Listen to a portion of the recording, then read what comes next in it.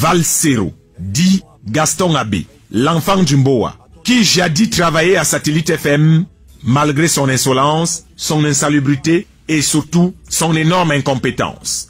On le supportait malgré tout, avec ses chaussures de skieur qu'il ne changeait jamais. Sa culotte devenue célèbre dans la banlieue de Vannes, cette vieille culotte kaki qu'on a enfin retrouvée et qu'on avait surnommée avec le temps, barré collé, complet. Et surtout, sa dentition toujours en taxi de ville, qui avait contraint le patron à lui acheter un micro personnel pour animer ses émissions à Satellite FM, histoire d'éviter que son parfum, qui sortait de son réservoir, provoque l'overdose et plonge toute la maison dans un coma profond. Au risque de provoquer la mort précoce chez tous les autres employés, le président du groupe L'Anecdote lui fera la gentillesse de le programmer seulement après minuit. Mais comme on dit chez nous les Bantous, le chien qu'on nourrit aujourd'hui peut facilement te mordre demain. Gaston Abbé, de son vrai nom, dit Valsero, a donc fini par tout confondre. Il a confondu le rap au cannabis, la politique au gigolisme, la République à la rue publique. Qu'est-ce que ces filles essayaient de te dire dans cette vidéo? Que je suis un très grand fumeur de Bangay. L'homme s'apprête donc à faire un concert-meeting, un peu comme Margouya en concert. Les habitants du monde et des rêves du pouvoir ont tout fait de le soutenir sans embâche, sans même se soucier de la qualité de sa musique. Valsero, comme qu'il dirait, est encore zombifié comme il aime à le dire lui-même. Il vaut mieux pour lui qu'il reste et demeure dans le coma artificiel dans lequel il est plongé en ce moment. De peur pour lui de se réveiller en plein concert et que les agents de la basse découvrent qu'en fait, il n'a jamais été avec eux. Valsero a son vrai maillot qu'il cache tout le temps sous sa veste. Lorsqu'il aura retrouvé ses whisky en sachet, il pourra maladroitement soulever sa veste et l'on verra de quel côté il est réellement. Et il subira certainement les foudres de la talibanie qui pourront même le conduire au corbillard. Qui n'a donc oublié comment ces gens se comportent, comme avec les feux Poleri Kingé, Penda et Koka, ou le témoignage vivant de David Eboutou. Oui, c'est ainsi que fonctionne la basse, qui aujourd'hui t'encourage parce que tu dis ce qu'elle veut entendre, et demain, elle sortira comme des loups que Valsero évoque pour le dévorer lui-même. Valsero a donc intérêt à continuer, à bien faire le travail chez la dame chez qui il habite, au risque d'être jeté dehors comme une femme infidèle. Aujourd'hui, il est comme le fou du village que la talibanie utilise pour être un œil trompeur. Mais on lui dira, on peut tromper les gens en certain temps, mais pas tout le temps. Aujourd'hui, il est acclamé parce qu'il est dans la clinique des ratés de la République. Bienvenue à la clinique des haineux. Demain, ce sera dans cette même clinique qu'on lui proposera de choisir entre le formol et l'anesthésie. Et ce jour-là, toute la République du Cameroun te dira « Salut Valsero ». C'est papa. Bonjour les enfants, c'est papa. Vous conviendrez avec moi que ça, ce n'est pas le troisième podcast de la journée, ça c'est un breaking news. Ça c'est un breaking news. Donc c'est confirmé aujourd'hui, Bruno Bidjan est en ce moment au tribunal militaire. Alors je vais t'expliquer Bruno Bidjan. Ce n'est pas seulement la Saint-Valentin, la première Saint-Valentin que tu vas passer hors de chez toi. Non frère. Quand tu es au tribunal militaire, ça veut dire que 95% de chances que tu vas dormir cette nuit, ta première nuit en Kondengui. Toi, Bruno Bidjan, ton patron Amougou et toute l'équipe, vous allez dormir aujourd'hui, ta première nuit tu vas la passer à Kondengui. En ce moment précis où tu es au tribunal militaire, je suis sûr que dans ta tête, tu te dis que on va vous poser encore les questions et tu vas rentrer. Non. Dès l'instant où tu es maintenant au tribunal militaire, que le dossier a déjà traversé, c'est déjà chez le président du tribunal militaire. Et je te rappelle que le président du tribunal militaire, c'est un vicieux Batman. Il va regarder la clinique sinon. Il va te faire croire que tu es son ami. Que lui fait seulement, il te pose seulement les questions. Il est ni ton ami ni ton collègue. Le président du tribunal militaire, Bruno Bidjan, c'est un manipulateur. Il est l'une des petites mains les plus violentes de la dictature. Mais quand tu vois sa tête, il est jeune. Hein? C'est un jeune bonhomme il chantait lui-même, ce pays tue les jeunes. Moi, j'étais déjà un rappeur connu le président du tribunal militaire suçait encore son pouce à l'école. Il venait chanter, tous on veut le changement. Mais comme il est un fils de, il est devenu président du tribunal militaire, le gars a ignoré. Il s'est placé devant moi. Donc, il va se placer devant toi, il va te faire croire que vous êtes les amis. Oublie. Ton sort est déjà scellé. Donc fais très attention. Le plus dur quand tu es au tribunal militaire, c'est que toute la famille croit que tu vas rentrer. Je me rappelle quand j'étais au tribunal militaire, on avait fini de nous torturer au CED. On avait fini de nous torturer quelques-uns au GSO. On était tous là et on nous a portés, on nous a amenés au tribunal militaire. Il y a des gens qui pensaient qu'on allait rentrer à la maison, qu'on était au tribunal militaire. C'était comme ça, rempli. Maman était là, mon père était là, tous les parents étaient là, les avocats étaient là. On avait passé au moins 8 heures de temps à attendre que les débats puissent commencer. Chacun d'entre nous pensait que quand on va t'appeler, tu parles, tu t'expliques, peut-être après tu vas rentrer. Donc les parents étaient là. Les avocats sont là et tout. Et ces vicieux avocats, Bruno Bidjam ne croient pas beaucoup aux avocats. Parce que parfois les avocats, tu les vois, c'est les gens qui t'énervent le plus. Parce que eux, ils te font croire qu'ils sont aussi tristes que toi. Mais toi, tu vois bien dans leurs yeux qu'eux, ils vont rentrer chez eux. Donc leur tristesse a une limite.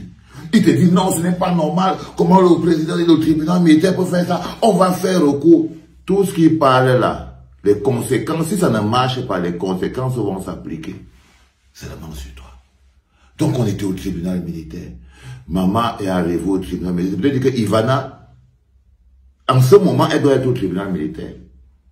Si Ivana n'est pas au tribunal militaire en ce moment, Bruno Bidjam, sache qu'elle t'a déjà tourné le dos. Dis la même chose à Amougou, que si jamais Mélissa n'est pas au tribunal militaire, à l'heure-ci, parce qu'il faut des gens pour t'apporter l'eau, tu vas passer, il fait chaud.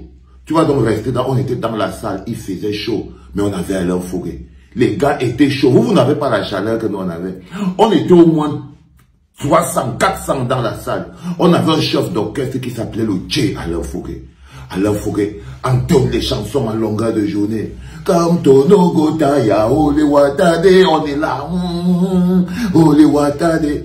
Les parents sont nerveux dehors. Ils chantent quoi? Et le voilà qui chante que le Tono Gotaya. Ils énervent encore le président du tribunal militaire. Mon père placé là-bas, je le vois, il me fait, qu'est-ce que tu chantes encore comme ça? On est dedans fourré.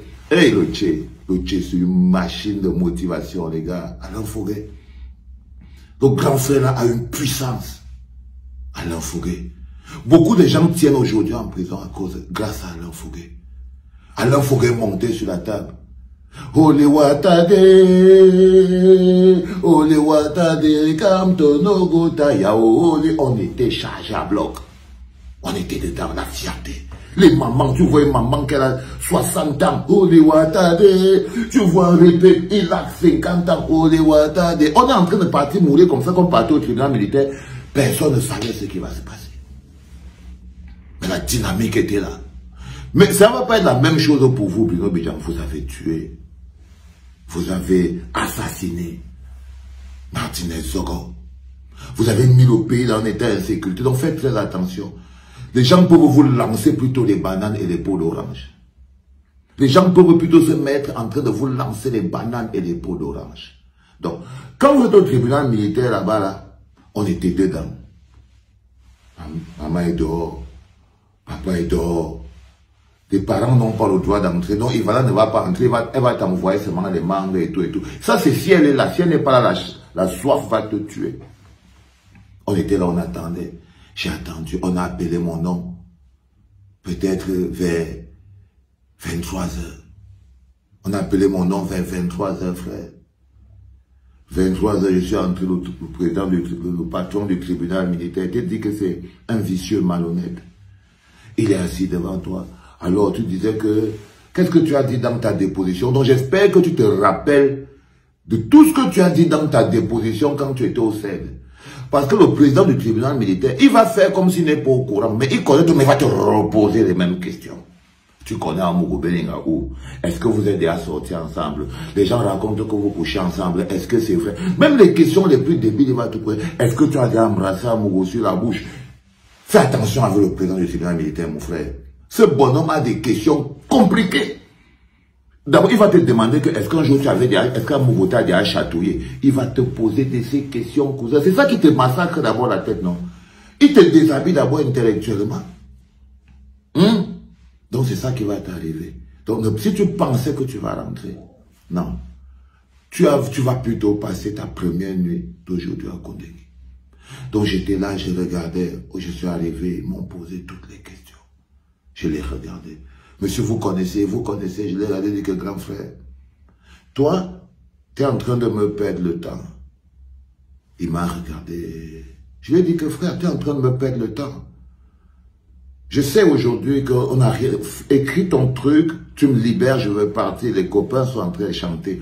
Est-ce que toi tu peux dire ça au président du tribunal militaire, frère? Est-ce que tu es en Lyon? Parce que moi j'ai dit au président du tribunal militaire que cousin, je t'adore. Mais tu vois tes questions pour toi que tu poses là. Alors si je suis plus avec toi. Ok? Ne me perds pas juste le temps. Finis le truc, tu mets le truc, je monte, retrouver les copains au champ de tir, on a chanté. Je suis monté, je suis sorti. J'ai croisé maman, elle était devant la porte. C'était la dernière, notre dernier regard. Je lui ai dit que c'est bon, on part à Kondengui aujourd'hui. Et qu'est-ce qu'on a dit que je ne sais pas? C'est bon, on ne va plus rentrer à la maison. Elle m'a regardé, elle m'a dit ça va aller.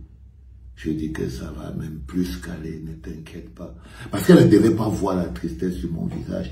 Si elle voyait seulement la tristesse sur mon visage, ça allait claquer, frère. Je lui ai dit que ça va, il n'y a pas de problème. Mais si tu entrais dans mon cœur, je m'apprêtais à passer ma première nuit à Kondengui. J'ai ramassé, on a ramassé nos affaires. J'avais 2 paquets de cigarettes dans le sac. J'avais mis au fond comme ça. Quand il va arriver, je me pose, je fume un peu un bâton et même 2 bâtons de cigarettes dans le sac. On est arrivé à 23h. 23h minuit, on est arrivé à Kondengui. Non, on est arrivé à Kondengui à 4h du matin. Qu'est-ce que je dis 23h minuit? Donc, parce qu'il ne faut pas que les gens vous voient. Donc, toi, vous n'allez pas arriver, vous allez passer toute la journée au tribunal militaire, on va vous traiter. Puis après, vous allez aller à Kondengui. Ils vont s'arranger pour que vous arrivez vers 4h du matin. 4h du matin. Parce que la torture est aussi psychologique. Ils vont s'arranger pour que vous arrivez vers 4h du matin. Parce que comme ça, les gens dorment. On va vous donner les chambres. Donc, on est arrivé à 4h du matin. 4h du matin, frère. On m'a pris. On m'a envoyé, on nous a donné les quartiers là, les cellules et tout. Maman, quand je suis entré dans ma cellule où je devais rester, papa, on était au moins 12 dans les lits superposés. La chaleur passait comme ça, la rame. Les gars on était tous, c'était la première fois que je vois l'intérieur réel d'une prison de haute sécurité. Les gars étaient là, on me dit, bon voilà ton petit endroit en bas, l'odeur, ça sentait mon frère. Il y avait au moins 12 prisonniers qui étaient là-dedans, ils dormaient. Waouh! J'ai commencé seulement à crier que non, je ne peux pas dormir ici. À Piccolo, ne pas faire ça. Parce qu'ils vont te sortir une gifle, tu n'es pas le général. J'ai dit que non, je ne peux pas dormir. S'il y a un grand frère qui est là, on lui dit que petit, mon ami, si tu es venu ici pour déranger les gens, tu fermes ta bouche. Non, je descends, je te ferme la bouche maintenant. C'est un autre gars qui demande à côté que moi, là, tu vas fermer la bouche à Valsero, que tu es qui? Est-ce que toi, tu as le Valsero à Piccolo? Tu auras des problèmes. Il y a un bonhomme qui était en bas, il lui a demandé que toi qui dis que tu vas venir fermer la bouche à Valsero, là, toi, tu es qui? Tu es qui? Donc, il faut savoir que quand tu es déjà à l'intérieur de la prison, c'est la tension et tu vas entrer aujourd'hui, la nuit. J'ai commencé à crier le nom déjà. Wow, j'ai entendu la voix de Paul-Éric King. Parce que Paul-Éric King, lui, connaissait toute la prison. J'ai entendu la voix de Paul-Éric King. J'ai commencé à l'appeler Paul-Éric, je ne peux pas rester ici, Paul-Éric. Paul-Éric King, il connaît tout le monde, il connaît le régisseur, il connaît tout le monde. C'est un ancien gataman. Il connaît tout le monde et tout. Il vient, il voit là où on m'a mis et tout, sa tête chauve. Et lui, il était chez les VIP. Hein. On les avait mis chez les VIP. Moi, le plus petit, on m'a envoyé dans le dernier ghetto avec, là où c'est plus dur. Finalement, il dit que non, c'est pas normal. Il part te voir, parce que c'était mes amis encore. Ils sont allés voir le régisseur, que non, c'est le général. Il faut lui trouver une place. Voilà comment moi aussi, je suis parti retrouver les autres là où c'est toi. Donc, je ne suis pas sûr qu'Amougou va vouloir partager sa cellule avec toi. Il faut s'assurer qu'Amougou Mais bon, je crois quand même qu'il va aimer beaucoup partager sa cellule avec toi. Et toi-même, tu vas aussi beaucoup aimer partager sa cellule. Mais je vais te dire aussi quelque chose. Ne dors pas. Parce que la même nuit, comme vous allez arriver aujourd'hui à 5 h, à 4 h, à 5 h, il y aura une fouille. J'étais en train de dormir dans mon mandat. Ma première nuit de cellule, j'avais mes 2 cigarettes dans le sac. On venait à peine d'arriver. Tam! Au moins 30 gardiens de prison ont débarqué. Ils ont d'abord vidé toutes nos affaires. J'ai vu comment ils ont embarqué mes cigarettes. Et le gars me dit que la prochaine fois qu'on te croise avec la cigarette, tu es à l'isolement. J'avais Wanda. Donc, ils vont venir nettoyer tout. Les téléphones, les machins, tout. Ils vont tout venir vous nettoyer. Pour que vous partiez propre dans la cellule. C'est ça qui va t'arriver, Bruno Abidjan. Maintenant, je vais te montrer cet outil. Tu vois ça, non, Bruno Abidjan? C'est le code pénal. Ça va être ton livre de chevet. Le code pénal. C'est ça ici. Tous les gars en prison connaissent tout ce qui est écrit dedans. Donc tu vas, puisque tu n'auras pas beaucoup de choses à faire, tu n'es pas un grand journaliste, tu n'as pas la bibliothèque, tu n'aimes pas lire, rien. Tu es un jouisseur. Donc tu vas apprendre à lire le premier livre que tu vas lire du début à la fin, ce sera celui-ci. Le code pénal. Parce que tout le monde est en prison. Même si tu ne savais pas un jour que tu vas apprendre les articles du code pénal. Quand tu te retrouves en prison, hermano mio, tu apprends les attitudes de ça. Voici ça, non, je suis rentré avec, non. Tout le monde a le code pénal. Tu vas faire comment? Parce que à l'intérieur de la prison, tu as aussi, il y a 1000 prisonniers. 900 connaissent le droit jusqu'au bout des doigts. Parce qu'ils ne font que ça, ils lisent. On lit le droit. Donc tu vas sortir de là avec au moins un diplôme d'avocat. Bruno Abidjan. Donc, je voulais t'expliquer tout ça et te montrer le plus important, c'était le code pénal. Pour te dire que maintenant que tu es au tribunal militaire, il n'y a aucune chance que tu rentres chez toi et que tu vas certainement dormir à Kondengui ce soir et qu'on va te fouiller la nuit. Donc ne pas avoir rien qui est compromettant et tout. On va te fouiller. Et le matin, tu vas te retrouver dans la merde. Si Amougou n'est pas content avec toi, on va te mettre au Kosovo. Et là-bas, les gars vont te masser le dos. Les gars au Kosovo, ils n'ont pas un problème. Ils aiment les fesses. Fais attention. Les gars au Kosovo, c'est des maboules. Donc, fais gaffe. Ils ne reculent pas. Ils ne reculent pas. Chaque fois qu'ils voient la chair fraîche, ça vient. Et comme toi, tu es quelqu'un qu'on ne va pas beaucoup défendre là-bas, parce qu'il te faut partir avec beaucoup d'argent. Protection. Mais c'est ça le plus important. Si tu n'as pas les moyens de t'acheter le code pénal, j'ai des copains au pays. Je suis sûr qu'il y a encore, même le haut niveau a encore son code pénal. Pour Juta, je suis sûr qu'il a encore son code pénal. Il peut t'envoyer ça. Ok? Parfait. Les enfants, c'était donc le breaking news pour vous annoncer que là, on est en train d'aller maintenant, on est en route pour aller déposer notre colis à Kondengui. Et une fois qu'on aura déposé tous ces colis à Kondengui, on va pouvoir revenir s'occuper des choses les plus importantes encore. C'est la livraison. Les enfants, c'était papa.